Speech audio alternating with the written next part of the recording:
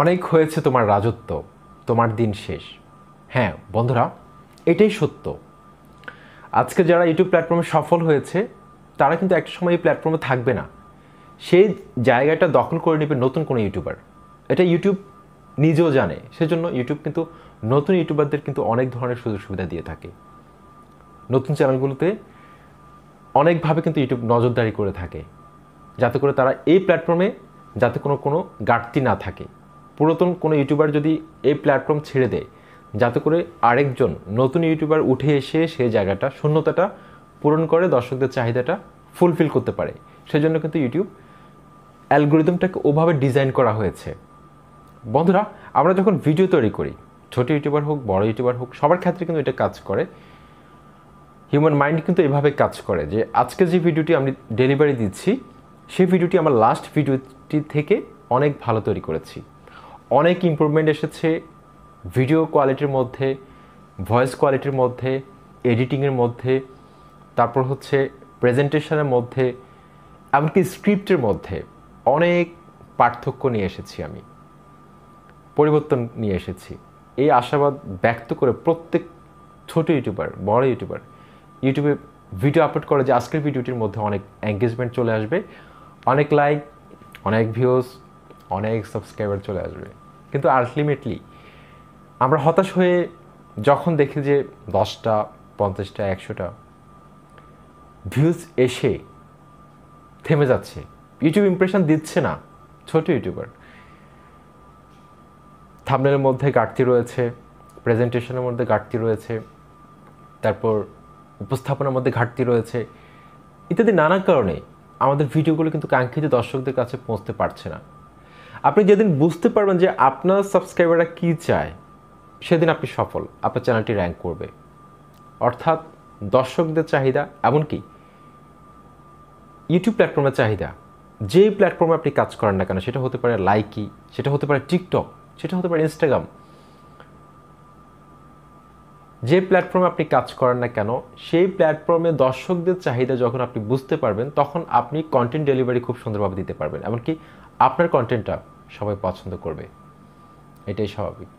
এখন আপনি যদি ভাবেন যে ওই বড় ইউটিউবারের চেয়ে আপনার ভিডিও কোয়ালিটি অনেক ভালো, হ্যাঁ আমি ধরে নিলাম যে আপনি অনেক ভালো ভিডিও তৈরি করেন, আপনার কথা বলার স্টাইল ঠিক আছে, আপনার ভিডিও কোয়ালিটি অনেক ভালো, ওই বড় ইউটিউবার থেকে অনেক ভালো ভিডিও তৈরি করেন, এডিটিং অনেক ভালো করেন, কিন্তু ওই বড় ইউটিউবারের মতো কিন্তু আপনি বোঝাতে পারবেন না, এত সহজভাবে আপনি বোঝাতে পারবেন না। কারণ সে একটা লম্বা সময় ধরে ইউটিউব প্ল্যাটফর্মে সে সময় দিচ্ছে, সে প্রতিনিয়ত এক্সপেরিমেন্ট চালিয়ে শিখছে, তার চ্যানেলের মধ্যে সে ইমপ্রুভমেন্ট নিয়ে এসেছে ক্রমাগত।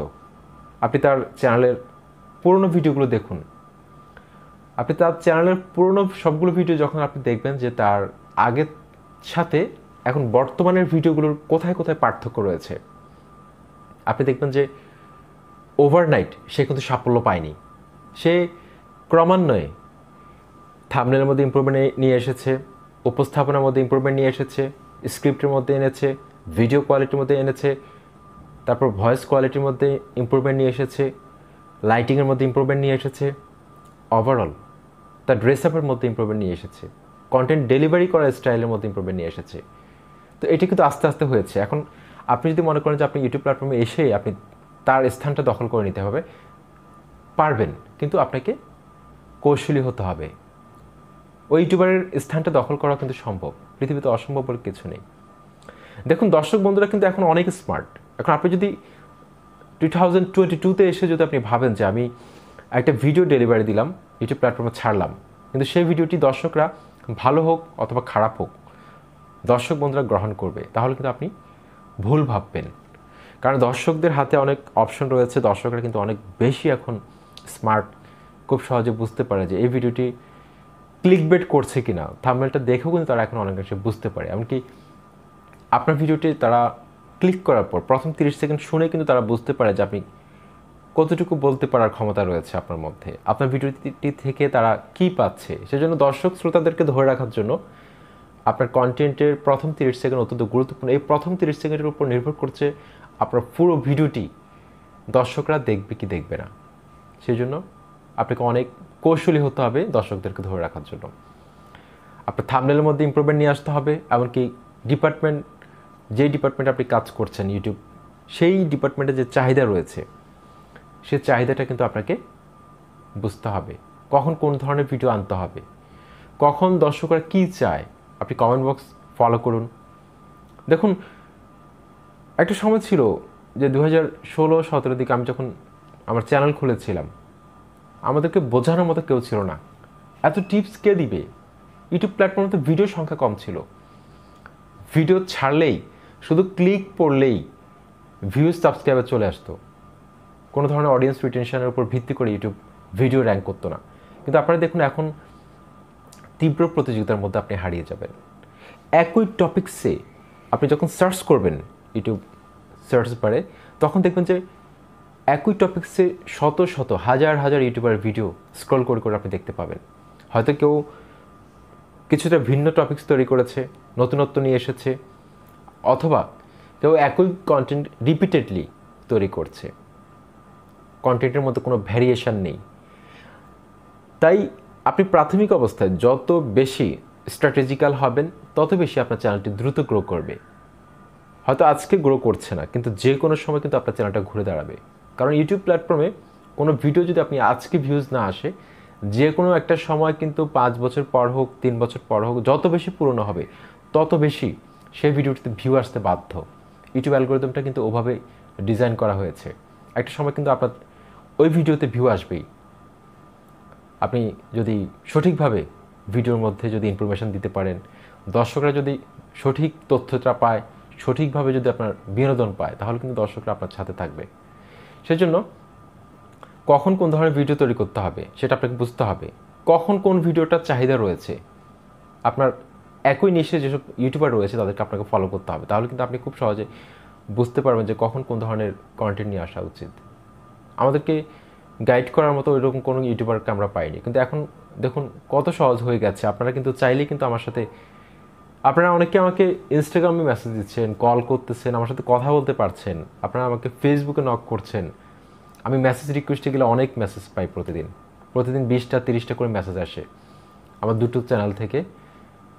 আমার এই সমস্যা, আমার এই সমস্যা, ওই সমস্যা, এমনকি আমার আরও দুটো যে চ্যানেল রয়েছে যেগুলোতে আমি ফেস ক্যামে আসি না, সেগুলো থেকেও মেসেজ চলে আসে আমার কাছে। তো এখন কত সুযোগ সুবিধা হয়েছে যে আপনারা, তারপরেও যদি আপনারা এই যে সাবস্ক্রাইবার নেই, ভিউজ নেই, ভিডিও এসইও করতে পারছি না, দেখুন আমার চ্যানেলে তো আমি সব কিছু দিয়ে রেখেছি, কিন্তু আপনারা হয়তো ভিডিওগুলো সম্পূর্ণ দেখেন না।